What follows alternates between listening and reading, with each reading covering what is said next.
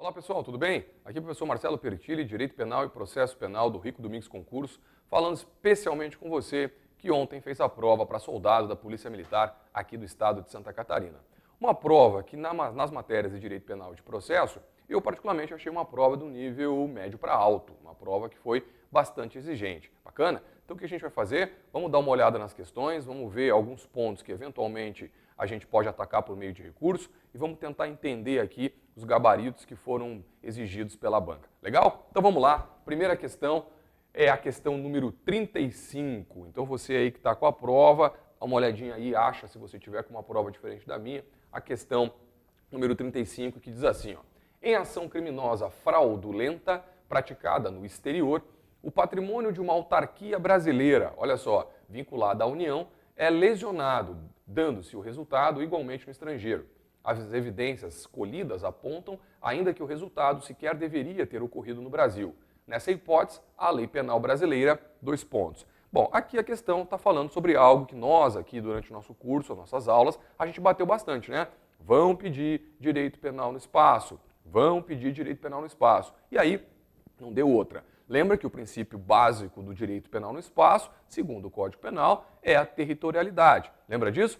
Mas que também existem as hipóteses de extraterritorialidade. As hipóteses de extraterritorialidade podem ser incondicionadas, condicionadas ou supercondicionadas, ok? Aqui, nessa hipótese narrada pelo cabeçalho da questão 35, está sendo descrita uma hipótese de extraterritorialidade incondicionada. Portanto, temos que achar uma assertiva, procurar uma assertiva que diga que a lei brasileira será aplicada. Então vamos lá. Será aplicada em virtude do princípio da territorialidade? Não.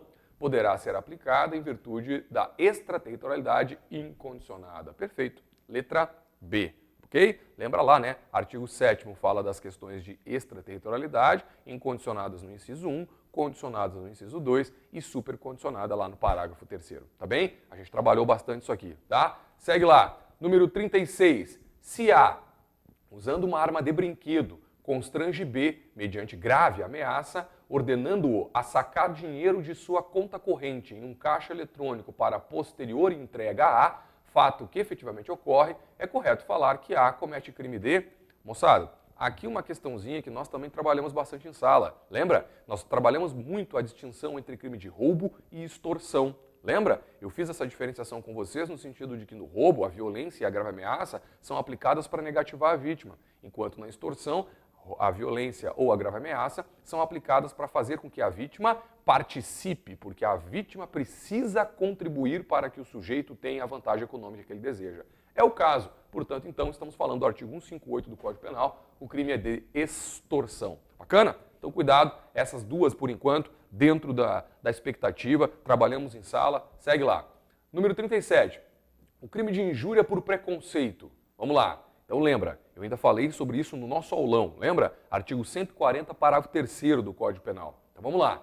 Letra A, não ocorre quando a ofensa se dá em razão de condição de pessoa idosa. Não, parágrafo 3º cita, dentre as circunstâncias, a questão da pessoa idosa. Letra B, é crime de ação penal pública incondicionada. Não, pelas disposições gerais, lembra lá? Ação penal pública condicionada. Pressupõe imputação de fato determinado. Não. Inclusive, eu bati forte nisso em relação a vocês. Lembra que eu disse que na difamação e na calúnia, o fato, aqui na injúria, não. Letra D, não se enquadra no conceito de menor potencial ofensivo. De fato, não se enquadra. Por quê? Porque a pena é maior do que 2 anos. Ok? Portanto, essa é a alternativa correta. Mas calma aí, segura. Letra E, exige que a ofensa seja voltada a pessoas indeterminadas. Não, é um crime que tem que ser dirigido a uma pessoa certa. Voltamos para a letra D, que é o gabarito. De fato, essa assertiva está certa. Só que aqui, moçada, se eu fosse vocês, eu faria um recurso. E faria um recurso por quê? Porque se vocês se recordarem e forem lá no edital da prova de vocês, vocês vão ver que está escrito noções de direito penal e noções de processo. E quando o edital fala em noções, eu até puxei um print aqui do edital para ver direitinho com vocês aqui, ó.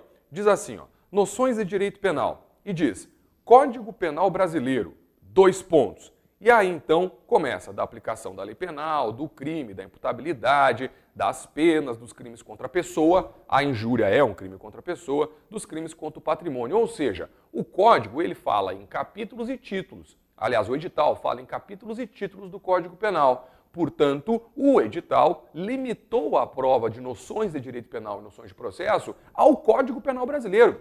O conceito de infração de menor potencial ofensivo está lá na Lei 9.099, bacana? Que é a Lei dos Juizados Especiais, sobretudo estaduais. Obviamente também trabalhado no contexto federal por expressa previsão da Lei dos Juizados Federais. Mas isso não está no nosso edital. Portanto, me parece que essa questão deveria ser anulada, porque esse gabarito foi além do previsto no edital. Legal? Então, se eu fosse vocês, eu fazia um recurso dessa questão. Me parece que essa questão, de fato, não poderia estar na prova, pelo menos essa assertiva. Tá bem, gente?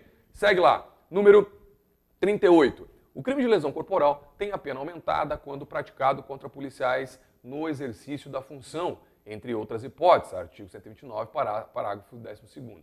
Para a incidência da majorante, lembra, eu falei muito disso com relação à lesão corporal e eu disse que lesão corporal ia cair, tá? A lesão corporal, ela pode ter a pena aumentada na forma qualificada, em razão do nível da extensão da lesão, ela pode também ter a questão da qualificadora em razão de contra quem o crime é praticado e ela também tem forma de aumento de pena em relação a quem o crime contra quem o crime é praticado. Lembra que qualificadora ali, a questão da violência doméstica, né? Mas aqui também há uma majorante de pena, um aumento de pena com relação às pessoas que fazem parte lá da segurança pública e também os agentes penitenciários, etc. Tá? Então aqui simplesmente basta que a pessoa seja uma daquelas. Então vamos lá. É necessário que a lesão seja dolosa, além de grave, gravíssima e seguida de morte. Não. É necessário que seja dolosa, mas o parágrafo 12º não exige qualquer nível de extensão. É necessário que a lesão seja dolosa, além de gravíssima ou seguida de morte. Não. Letra C. Basta que a lesão seja dolosa, independentemente da extensão do seu resultado. Perfeito. Por quê? Porque a majorante só prevê que o crime seja praticado contra aquelas pessoas, tá? Situação que é diferente do parágrafo 9º da violência doméstica, que eu bati bastante em relação a ela, lembra? Eu achei até que essa questãozinha, essa discussão, iria cair com relação ao parágrafo 9º, mas ela caiu em relação ao parágrafo 12º. Ou seja, lá no parágrafo 9º, de fato, a lesão tem que ser grave, gravíssima ou seguida de morte. Mas aqui no 12º não, tá? Ok? Então aqui basta que a lesão seja dolosa praticada contra uma das pessoas descritas ali na segurança pública ou para além, né? Agentes penitenciários, seus parentes, etc. Tá? Portanto, letra C. Questão um pouco chatinha, tá? Mas me parece dentro do edital, tranquila, embora ela tenha um nível um pouco mais alto. Segue lá. A próxima diz assim para nós.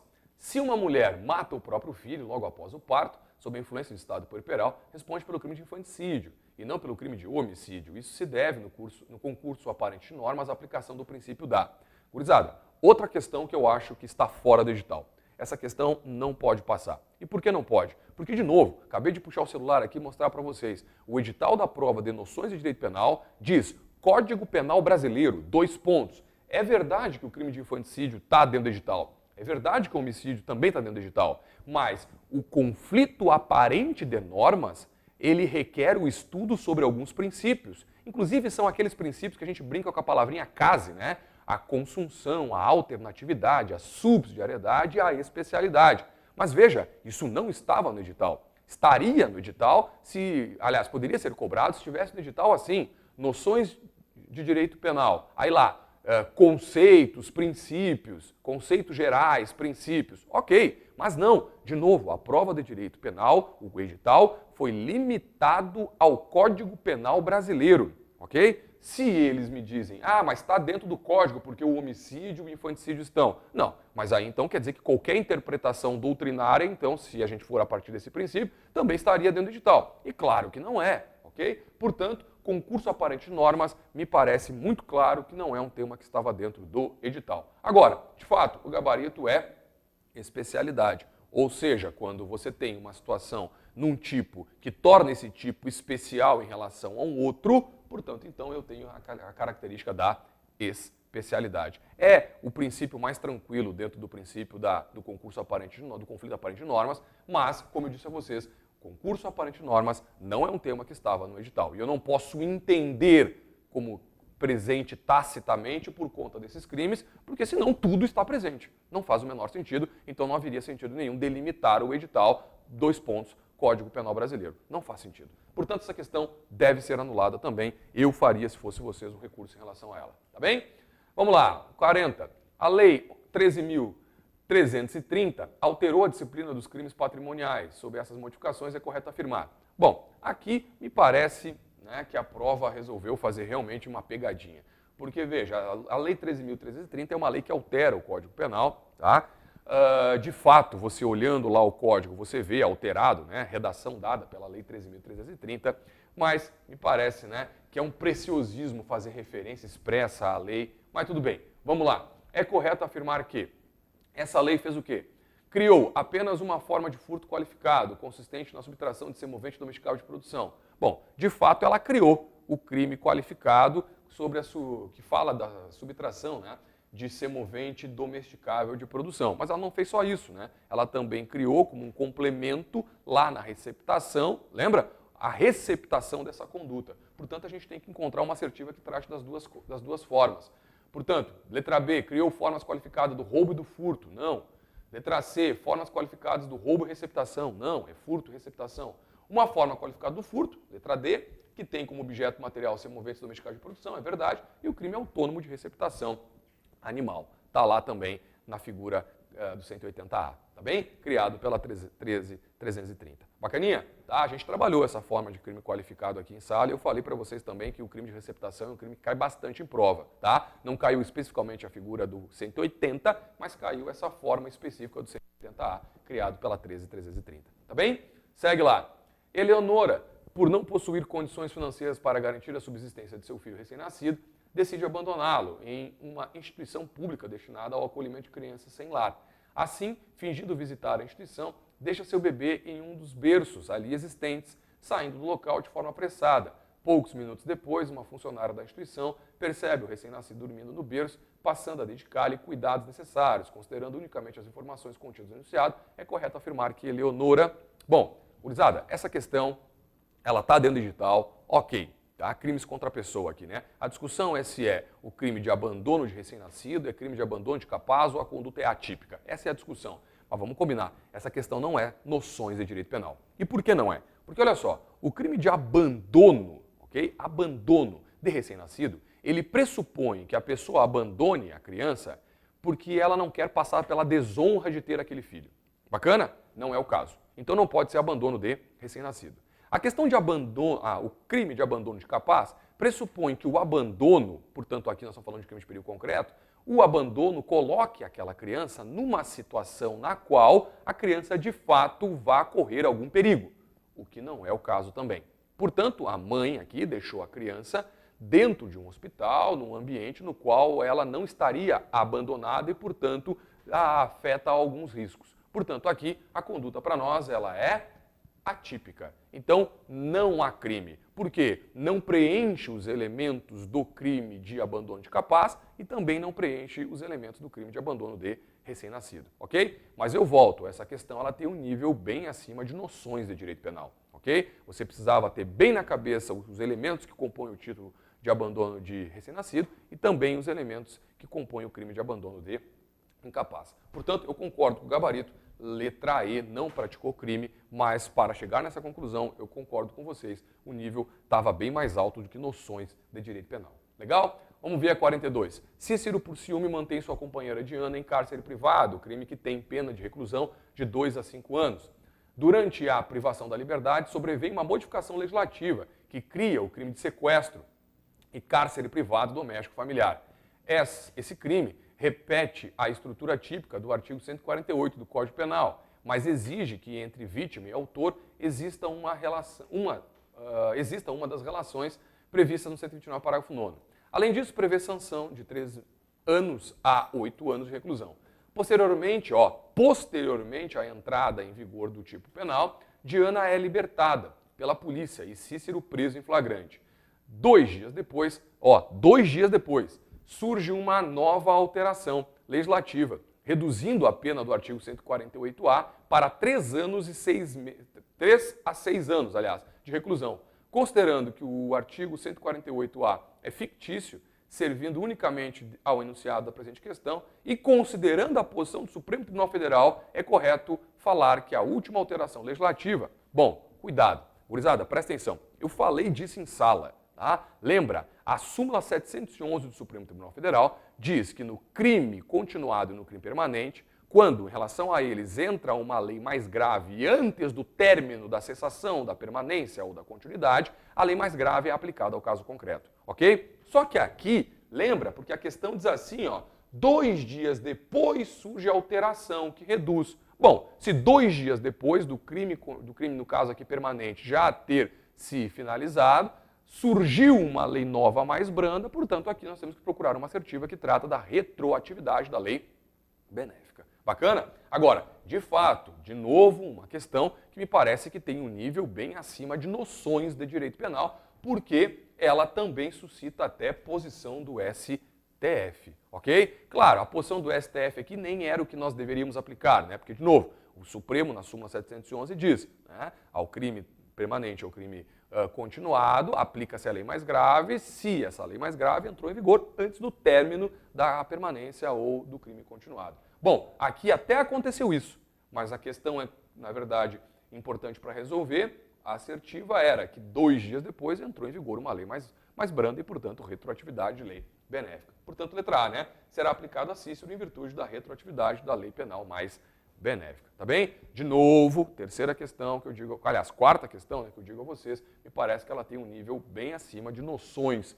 de direito penal. 2 a gente já disse aí que vocês vão ter que recorrer, me parece, questões passíveis de recurso para anulação, tá bem? Essa não me parece que é passível de anulação, mas de fato ela tem um nível bem mais alto do que noções de direito penal. Legal? Então, bora lá. Bom, vamos lá agora para a questão número 43. O inquérito policial é constituído por um conjunto de atos praticados com o objetivo de apurar a autoria e a materialidade da infração penal. Segundo os dispositivos legais que tratam do inquérito policial no Código de Processo, é possível afirmar que entre as suas principais características se inclui a seguinte. Bom, essa questão, interessante, né? Porque lá no dia do nosso aulão, uma colega, antes de eu entrar, veio me perguntar sobre algumas características do inquérito, inclusive ela citou a característica da informalidade e tal, e a gente começou a conversar sobre isso, e no próprio aulão eu também trabalhei alguma dessas características. E claro, né, moçada, o inquérito policial, a gente bateu isso durante as nossas aulas e também do aulão, que ele é dispensável. Lembra? Até brinquei com o pessoal, né? Alguns de vocês vão acabar trabalhando na Polícia Militar Ambiental, enfim, a Receita Federal também faz, o próprio Ministério Público faz as suas investigações, portanto, essa aqui, questão 43, letra A, o inquérito é uma peça dispensável, tá bem? Segue lá. A próxima questão diz assim, acerca do inquérito, também assinar a alternativa correta.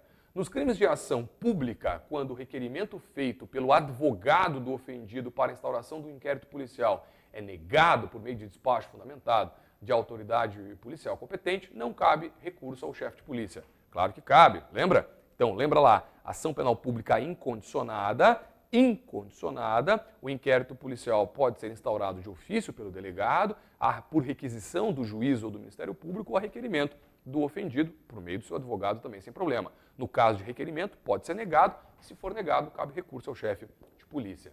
Letra B. Concluído o inquérito policial e constatados indícios suficientes de autoria e materialidade delitiva, a autoridade policial deverá confeccionar minucioso relatório para envio imediato ao órgão do Ministério Público, que intentará a ação penal ou, no caso contrário, poderá requisitar novas diligências de aspecto imprescindível para o oferecimento da denúncia. Bom, lembra que o inquérito policial ele é encaminhado ao judiciário. O judiciário abre vista ao Ministério Público que se manifesta sobre o oferecimento da denúncia, sobre o arquivamento ou, eventualmente, mais diligências que sejam, portanto, imprescindíveis ao oferecimento da denúncia.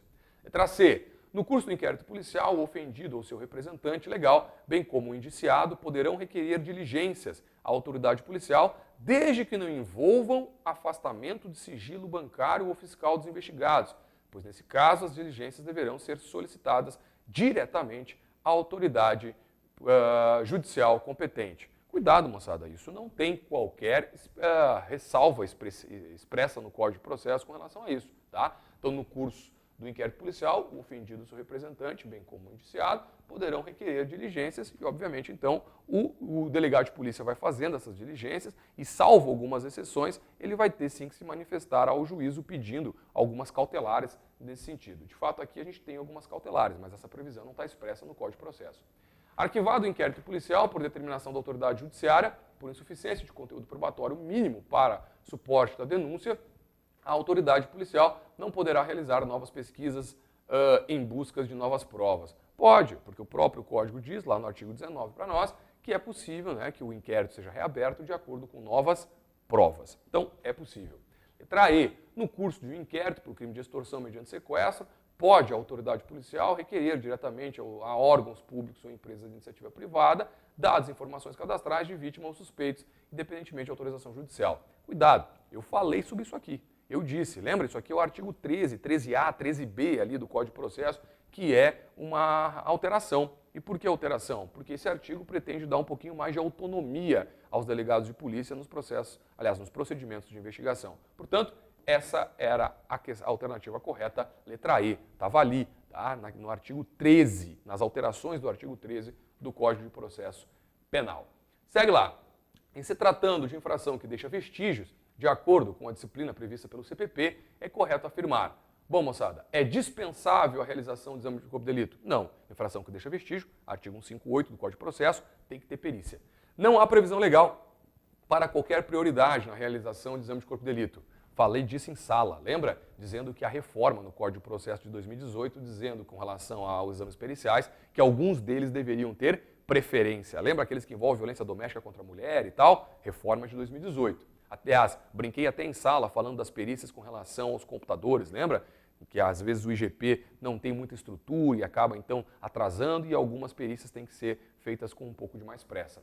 Segue. A confissão do acusado é a rainha das provas. Não existe mais rainha das provas, lembra? Ou seja, dispensa a produção de qualquer outra prova. Não, a confissão não dispensa a necessidade do exame pericial. Deve ser dada a prioridade na realização do exame de corpo de delito quando o crime sob investigação envolva patrimônio da vítima. Não tem essa previsão, cuidado. Quando a infração deixar vestígio, será indispensável o exame de corpo de delito, direto ou indireto, não podendo supri-lo a confissão do acusado. É a redação lá do Código de Processo, tá? Essa aqui, de fato, não há qualquer discussão, me parece que é bem o nível mesmo de noções de processo penal. Tranquilinha a questão 45, letra E. Bora lá, ver a 46. O artigo 14 do Código de Processo dispõe que o ofendido, seu representante legal e o indiciado poderão requerer qualquer diligência que será realizada ou não a juízo da autoridade. Autoridade, delegado de polícia. Considerando o teor do referido dispositivo legal, está correta a seguinte afirmação: no curso da investigação policial, a vítima pode determinar que a autoridade policial proceda às oitivas de testemunhas que lhe sejam indicadas. Não há contraditório e ampla defesa clássicos, né? Ou a disciplina do processo clássico no inquérito policial, porque é um procedimento inquisitório, lembra? O mencionado dispositivo legal confere à autoridade policial a discricionariedade necessária para verificar se as diligências requeridas pelo ofendido ou pelo indiciado prejudicarão o curso das investigações, permitindo assim o seu indeferimento. Claro, porque é um procedimento, aliás, isso mesmo, é um procedimento inquisitório. Lembra? Não é processo, é procedimento inquisitório. A autoridade policial não pode ouvir, no curso das investigações, as testemunhas indicadas pelo ofendido. Claro que pode, está escrito lá no Código de Processo, inclusive a questão passada falava disso, que é possível sim que as pessoas envolvidas possam sugerir elementos de prova a serem produzidos durante as investigações. Os depoimentos colhidos durante a investigação policial apenas deverão ser considerados pelo Ministério Público se favoráveis ao oferecimento da denúncia. Não, claro que não. O inquérito policial é um filtro que pode servir para a denúncia ou para o arquivamento. Não cabe à autoridade policial examinar a necessidade da oitiva das testemunhas indicadas pelo ofendido durante a investigação policial, sendo obrigatórias as suas oitivas. Claro que não, o delegado de polícia tem discricionariedade, é um procedimento, lembra, inquisitório, portanto é ele que organiza os elementos que ele melhor entende como necessários para colher indícios suficientes de autoria para entregá-los ao judiciário, que vai dar vista ao Ministério Público para que então possa ter a denúncia. Tá bem? Ou pedir de arquivamento na sua insuficiência. 47. O artigo 31 do Código de Processo dispõe o seguinte: no caso de morte do ofendido ou quando declarado ausente por decisão judicial, o direito de oferecer a queixa ou prosseguir na ação passará ao cônjuge, ascendente, descendente ou irmão. Com base no mencionado dispositivo, é correto afirmar que, a declaração de ausência do ofendido por decisão judicial enseja a chamada intervenção judicial. Não, gente, cuidado. A gente não está procurando a expressão intervenção judicial, nós estamos procurando a expressão sucessão, né? Sucessão processual, ou seja, já que a pessoa não pode se manifestar, então a gente tem as pessoas do CAD, né? Cônjuge, ascendente, descendente, irmão. A morte do ofendido necessariamente leva à extinção da ação penal privada? Não, cuidado, tá? Lembra lá, o próprio artigo 60 do CPP, que trata das causas da perempção, dá prazo para que pessoas façam a sucessão processual. Mesmo não havendo comprovação da morte do ofendido ou sua declaração de ausência, o seu cônjuge tem legitimidade para oferecer a queixa. Não, o Código aqui faz expressa previsão nesse sentido, né? Claro, tem que ter a comprovação de que a pessoa já não tem mais a capacidade ou ela não está mais possível, né? Ou não tem mais possibilidade de exercer a ação penal. Letra D. O dispositivo legal acima mencionado trata expressamente da sucessão processual. Perfeito, é aquilo que falávamos antes. Expressamente da sucessão processual, tá? Ou seja, nessa ordem, né? Cônjuge, ascendente, descendente ou irmão. Aliás, aqui a gente até costuma dobrar, né? Cônjuge, companheiro, ascendente, descendente ou irmão. No caso de morte ou declaração de ausência do ofendido, por decisão judicial, os seus cônjuges, ascendente, descendente ou irmão passam a ter legitimidade para oferecer a queixa em juízo sem haver qualquer ordem de preferência. Não, falo disso sempre em sala. É nessa ordem. Por exemplo, se o cônjuge não quer, mas o descendente quer, não vai ter. Descendentes ou irmão, por exemplo, que é o último, né? Só vão se manifestar se não houver cônjuge ascendente. É nesta ordem, tá bem? Então, cuidado com isso, a questão aqui é de sucessão processual. Bacana? Questão que me parece do nível de noções de processo penal. Legal? Então vamos lá. Agora, questão número 48. Em se tratando de ação penal, não está falando qual, ação penal, de acordo com o princípio da indisponibilidade, bom, o princípio da indisponibilidade tem a ver com a ação penal pública, lembra? É correto afirmar o seguinte: a vítima, mesmo após o oferecimento da queixa, ação penal privada, pode desistir do processo criminal. Bom, de fato, a vítima pode desistir do processo criminal na ação penal privada, mas a questão está te perguntando sobre o princípio da indisponibilidade, que está afeto à ação penal pública. Considerando que a investigação policial tenha obtido a chamada justa causa, ou seja, o mínimo conjunto probatório necessário para o exercício do direito de ação, pode o Ministério Público deixar de oferecer a denúncia em juízo? Não. Se há justa causa, veja, a discricionariedade está na análise da justa causa, mas se há justa causa, falamos sobre isso, aqui está o Ministério Público pautado pelo princípio da obrigatoriedade. Lembrou? Letra C. A queixa apenas pode ser oferecida pelo ofendido em juízo quando a investigação policial logrou a obtenção de prova cabal da autoria e da materialidade delitiva.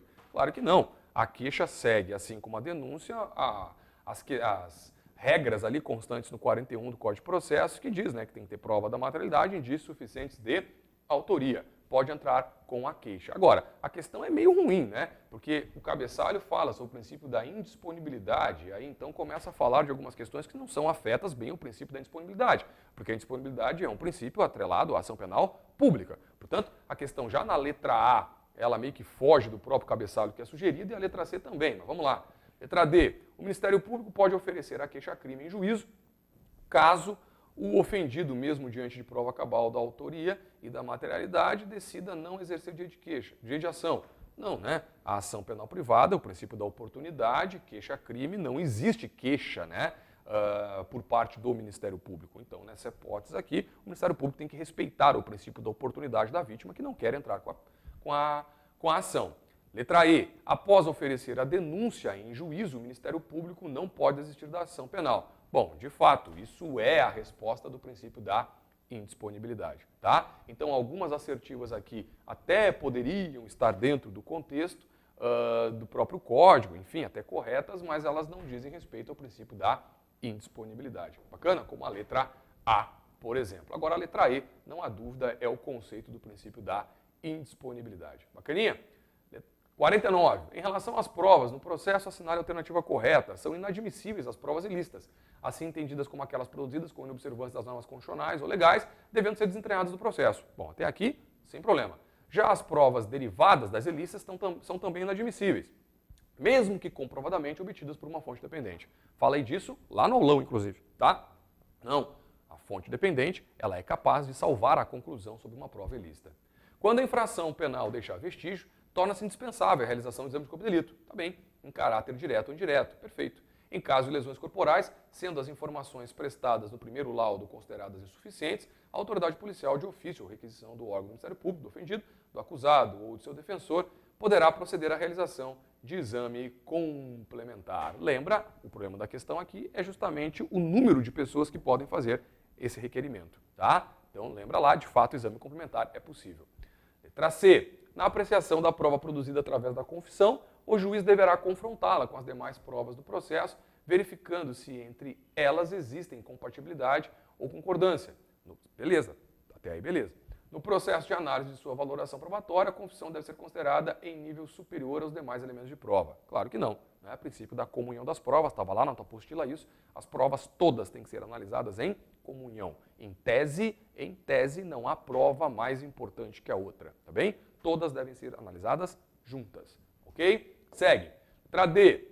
O mandado de busca e apreensão, falei que ia cair busca e apreensão, lá no aulão eu te disse isso, deverá indicar o mais precisamente possível a casa em que será realizada a diligência e o nome do respectivo proprietário ou morador, não devendo ser mencionados os motivos e os fins da diligência. Claro que deve, em razão do sigilo que reveste a medida. Claro que sim, a pessoa que tem a sua casa, entre aspas, né, invadida pela força policial, sim tem que saber o que é procurado, tá? Até porque o código diz que a pessoa, primeiro, ela é avisada para que apresente aquilo que a polícia está buscando, tá bem?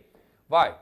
No que diz respeito à prova testemunhal, o ascendente, o descendente, o afim em linha reta, o cônjuge ainda que desquitado, o irmão e o pai, a mãe, o filho adotivo do acusado, poderão se eximir da obrigação de depor, exceto quando não for possível, por outro modo, obter-se ou integrar-se à prova do fato de suas circunstâncias. Gurizada, falei disso aqui no aulão também, lembra? As pessoas que não prestam compromisso da diferença das pessoas que não podem depor. Então, perfeito. Questão de noção de processo penal também, isso está expresso lá no teu CPP. Bom, gente, vamos lá então agora para a última questão, questão número 50. Ela diz assim, ó, imediatamente após 2 criminosos promoverem a subtração mediante grave ameaça de um veículo automotor, as equipes policiais em patrulhamento na região recebem, via rádio, a comunicação da ocorrência com as características do veículo subtraído. Opa, começou bem e de forma importante aqui o caso. Porque olha só, há um roubo, né? Roubo, veja, subtração de uma coisa mediante emprego de grave ameaça, há um roubo, veja,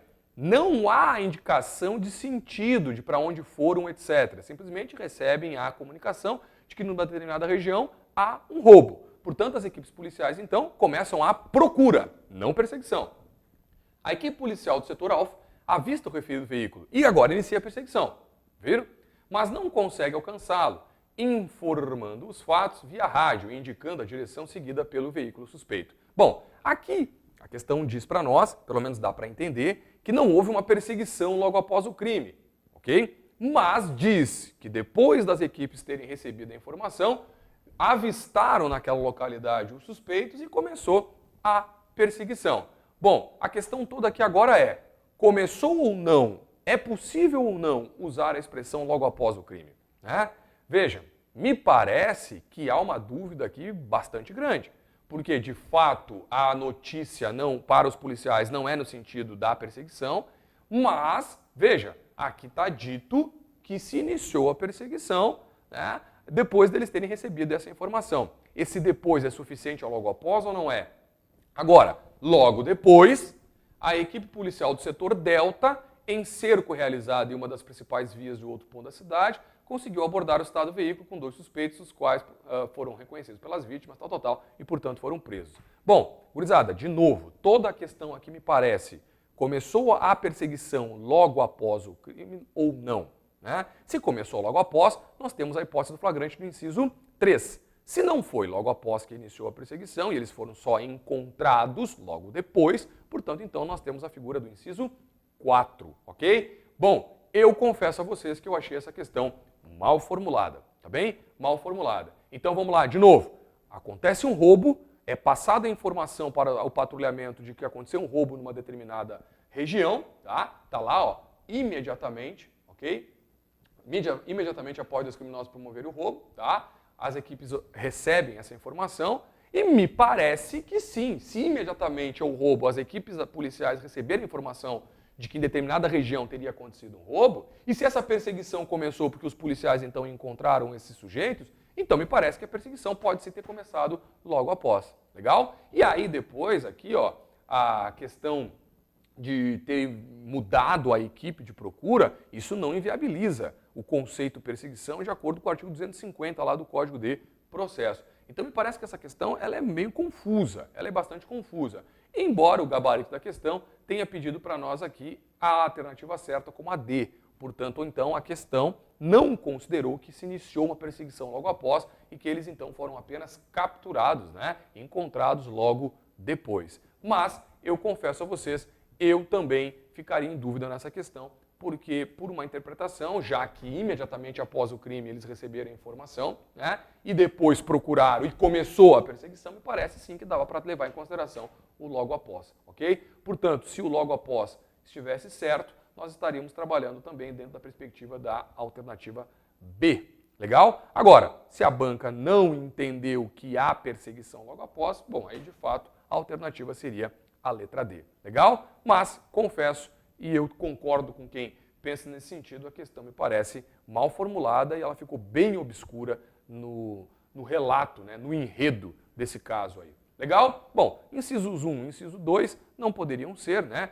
O inciso 1, o sujeito é pego cometendo o crime, o inciso 2 é acabando de cometer. Toda a discussão aqui já era justamente sobre se a perseguição começou logo após ou não começou logo após, tá bem? Claro que a questão até tenta usar as expressões, né? Ó, logo depois a equipe policial Delta, ou seja, né? Mas veja, o fato da equipe Delta ter feito a prisão e não a equipe Alfa, isso não quebra o conceito de perseguição, tá? Não quebra o conceito de perseguição. Portanto, me parece, sobretudo pela primeira partezinha aqui da historinha, do enredo até o ponto, me parece que ficou meio confusa essa questão, tá? Achei mal feita. Mas enfim, tá bem? Questão, portanto, o gabarito seria a letra D, mas confesso a vocês que a letra B me parecia também possível. Ok? Ficou por interpretação. Essa, então, a análise da prova de direito processual penal. A gente também fez a análise da prova de direito penal, tudo noções, né? Algumas questões, como a gente já concordou, não eram só assim noções, mas fique atento, porque aqui no canal do Rico você vai ter também análise das outras provas. Tá bom? Siga firme, conte conosco, até a próxima. Tchau.